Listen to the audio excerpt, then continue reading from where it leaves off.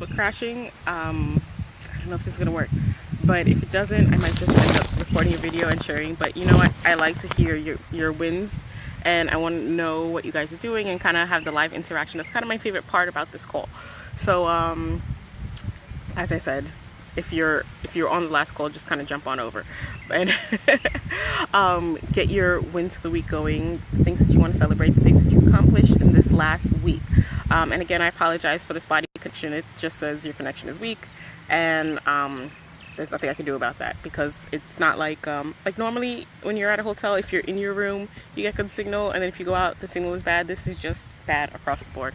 I was trying to talk to my family back home, and the call dropped. Like, I think the longest call I was able to do was 15 minutes. So this call is probably going to be a little shorter than usual, if we can at least get through. So as I said, if you guys can get going by typing in the chat box below your wins for the week, the things that you've accomplished, the things that you're celebrating, then I can in the meantime go through our topic of discussion for today, which is going to be expect the unexpectable. So as I was saying, I realized this week I was trying to think about what we wanted to talk about for the call today, and I'm sitting here on a beach chair in Tahiti, and I thought, expect the unexpectable is a really great thing. The phrase that actually came to mind was lowered expectations. For those of you who are like 90s kids, you might remember in Living Color, they used to have this segment called, I think it was Lowered Expectations or something like that, and they had like theme music, but that came into mind, and I thought to myself, this being here and being able to do all this, it's not impossible. I just told myself that it was, and I never would expect any of this to happen. I would never have expected to win a trip. I never would have believed that I would have been able to travel to Tahiti. It just wasn't on my radar, and I realized that I was lowering my expectations for myself. I was selling myself short on a lot of things, and I'm pretty sure that there are a lot of people out there who are feeling the same way, because we talk, we have conversations, and we discuss what's possible and what's not. And how many of you are out there thinking you stopped yourself from doing something because you said that it's not for you, that you won't be able to do that you won't accomplish that, you won't be successful in it, so you don't even begin?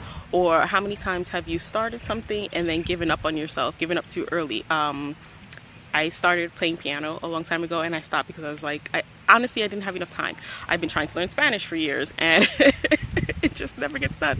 But how many times do we give up on ourselves and give up too early because we don't really think we'll be able to get the end result that we're thinking of? And how many times do we just continue in mediocrity?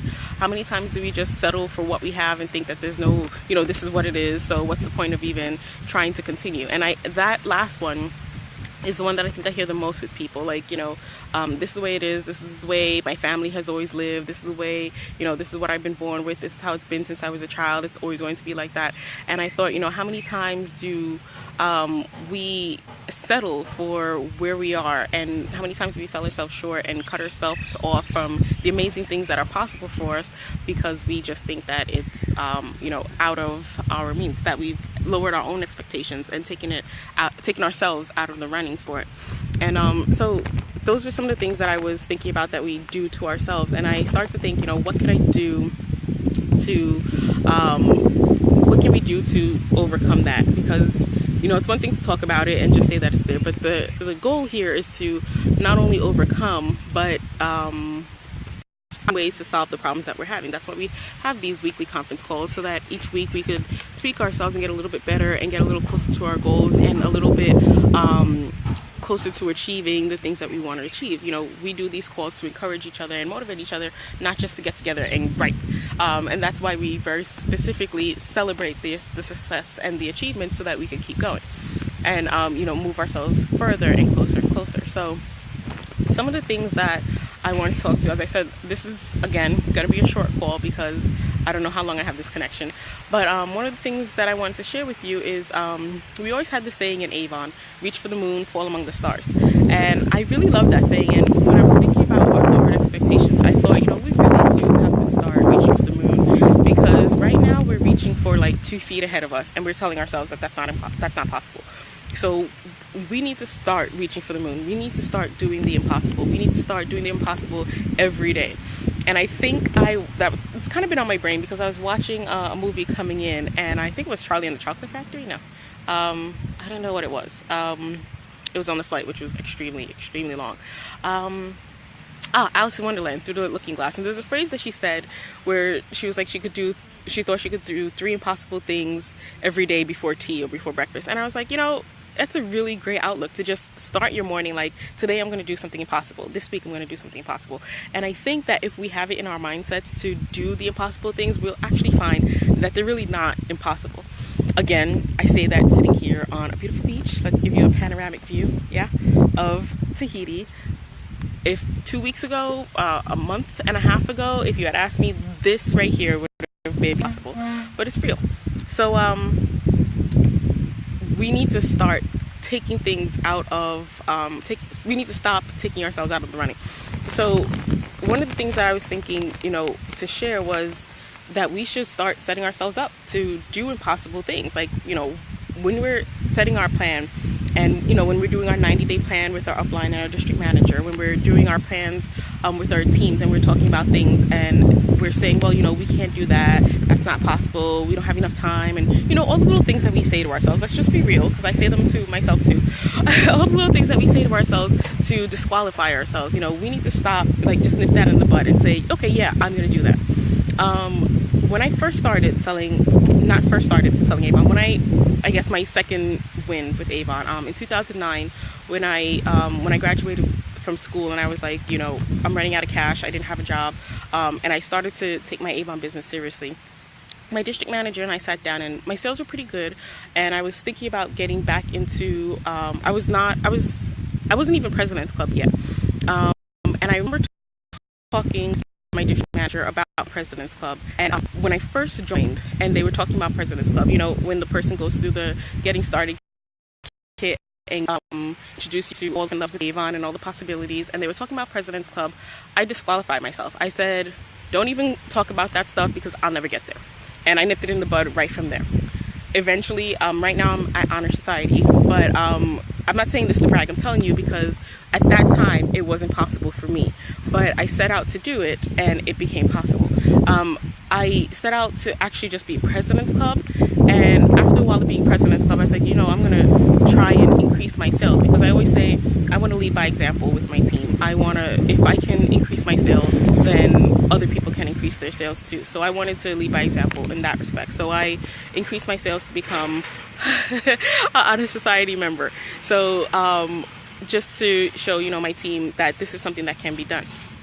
And from there, I was just saying, there's power in what you believe, and also power in what you don't believe. With the President's Club thing, I didn't think I could be it. I didn't want to hear about it. I didn't want to talk about it. I didn't want my district manager to even explain the levels to me, because I just thought that was it for me. But it's actually something that was possible. So in 2009, I believe, was my first year as a President's Club member.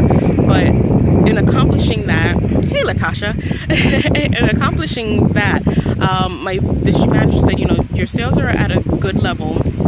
Have you ever thought about leadership? And I was like, yeah, I thought about it, but I didn't know anyone who wanted to join. In my mind, in my belief window, I didn't believe that, my expectations were that nobody wanted to sell. Nobody wanted to join my team, that I couldn't recruit people. I was too young. People wouldn't listen to me. I couldn't train them. I didn't know what I was doing. Those are the expectations that I put on myself. But my district manager kept encouraging me. We worked together. We went prospecting together. We sat and we did trainings where we called leads together, where she gave me, and it's actually available on yourafon.com right now, a lead calling script, what to say when we're calling people who are interested in the opportunity, what to say when we're out recruiting, and we practiced together, and before you know it, I had built a team. Eventually I got to unit leader and advanced unit leader. Now I'm at the leader level, and looking back at that moment, I remember we had a conversation where I think I was a unit leader at the time, and she was trying to encourage me to get to advanced unit leader. And I said to her, there are no other advanced unit leaders in my district. So if no one else can do it, then how am I going to do it? Yeah, sorry for the connection. It's really bad here. It says my connection is weak. But try to stay connected and type in your wins for the week so we could still talk via text, Latasha. So at the time, for me, I was like, no one else here is in my district is an advanced advanced unit. I didn't know any advanced unit leaders at the time. I think there was one that I had met from another area. I think she was in Staten Island. And I was like, there's no unit leader here, so what makes you think that I could be that advanced unit leader? And she said to me something that kind of stayed in my head ever since then. She said, just because it hasn't been done doesn't mean that it's impossible. And those words stuck with me. So I wanted to share them with you guys, because a lot of times we use that word impossible a lot, actually. So just because something is, we think it's, I think Audrey Hepburn said this, and I put it out in the kits that I send to all my team members, that just because something is, no, the word impossible itself means I'm possible. And there's another quote that says, just because it's improbable doesn't mean that it's impossible. So there are all these quotes out there. I advise you guys to get some, put them up over your walls, and on your phone, on sticky notes in your tablet, so that you see it every day when you're going about your day-to-day. And set yourself so that you can see that as encouragement, so that when you line up your day and fill it with impossible things and set out to achieve the impossible, you'll have those quotes and aspirational ideas to kind of keep you going, keep you motivated. Because I found, and I've given you 2 examples already, and these are small examples, but just to show you how our belief with no works.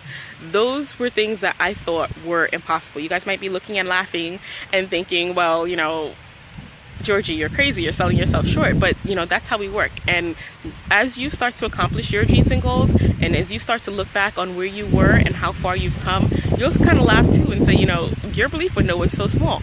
But that only comes by taking those steps to get closer and closer to your goal. Taking the action steps, setting out to do the things that you think are impossible, and finding out that you're actually accomplishing and achieving them. And the more you accomplish and the more you achieve, you'll start to gain traction. But it starts with you. You kind of have to have the mindset that you're gonna do these things, and you're gonna fall, you're gonna stumble, you're gonna trip, but you have to get back up, because it's not easy doing the impossible, but it's not impossible to do the impossible. So get out there and set up. In previous calls we talked about setting goals, creating an action plan, and taking consistent action, but also evaluating the things that how far you've come and what you've done so far. So it all kind of connects. So you have to have those goals, you have to start taking those action steps, and you have to be consistent if you want to overcome the impossible. So set yourself up and start doing